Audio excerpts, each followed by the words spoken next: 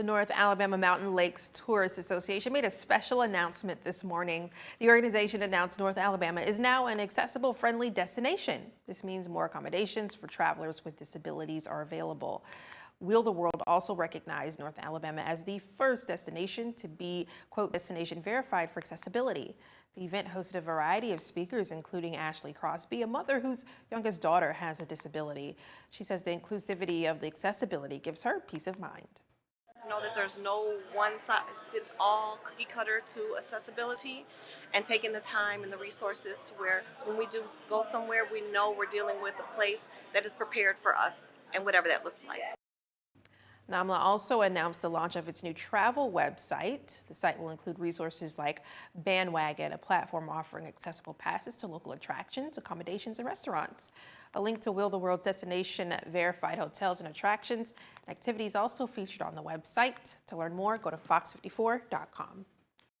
Now, the Tennessee Valley's certified most accurate forecast from the Fox 54 Weather Impact Team.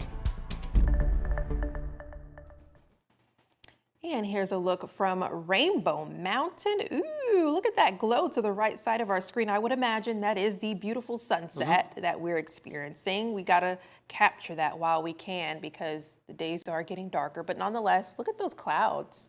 Yeah, the clouds are really cool, and it's kind of nice to see that some of the folks across the area are going to get to enjoy the sun setting, which, by the way, sunsets at 6:21. So at this point, we're a couple of weeks away from no longer talking about the sunset during this newscast, but then we'll talk about it during the 5:30 newscast. I know, yeah, where it's that time. Normally, the marker for me is around Halloween. That's then when we give ourselves an extra hour of sleep and fall back and all that good stuff. And then we don't talk about the sunset at all because the sun will set at 4:30. Oh gosh.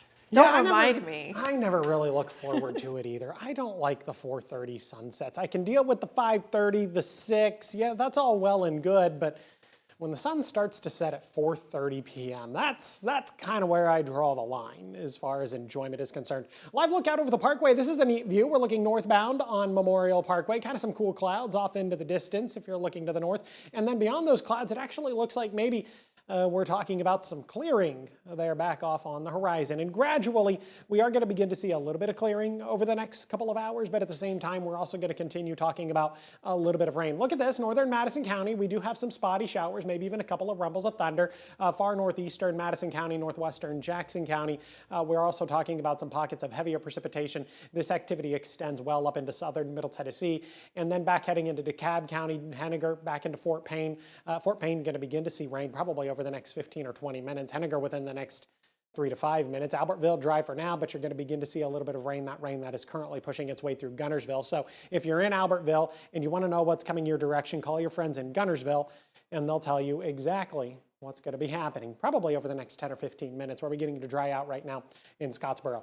This activity all associated with a cold front. Now that cold front's still back off to the west. It's going to move through the Tennessee Valley as we head into the overnight and then early into your Wednesday morning. By the time we get to Wednesday afternoon, some of us are starting to enjoy a little bit of sunshine. That being said, I'm also going to maintain the opportunity for just a couple of isolated showers through the heart of Wednesday afternoon and then early into Wednesday evening. By the time we get to the middle part of the evening, I do think we are definitely going to be dry. We're also going to begin to lose some of that cloud cover.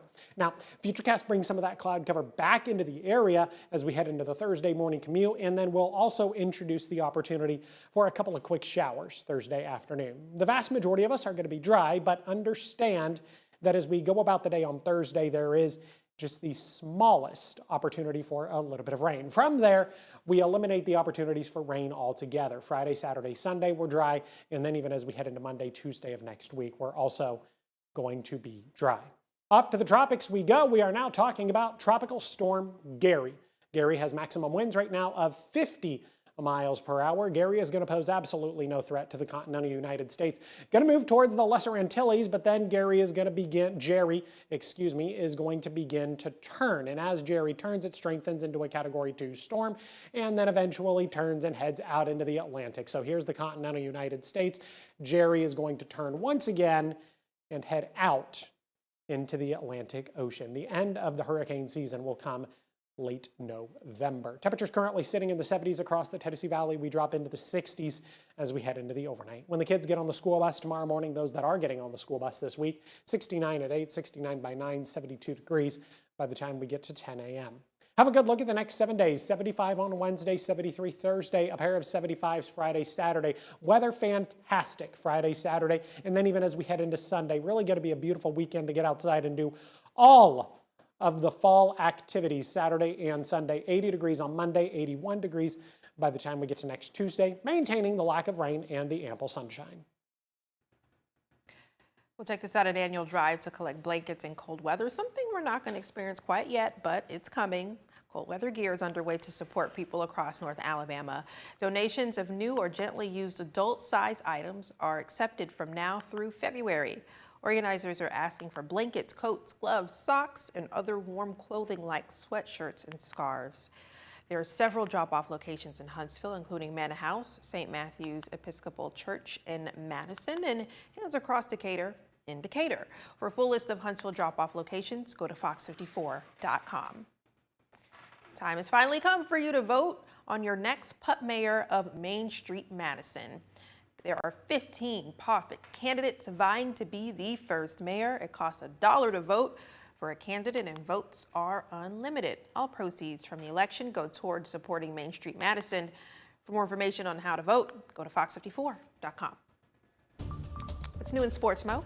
Well, Kanisha, you'll love this. Basketball season is right around the corner. Today, we got a chance to chat it up with the SWAC women's basketball programs, and you'll hear from Alabama A&M next.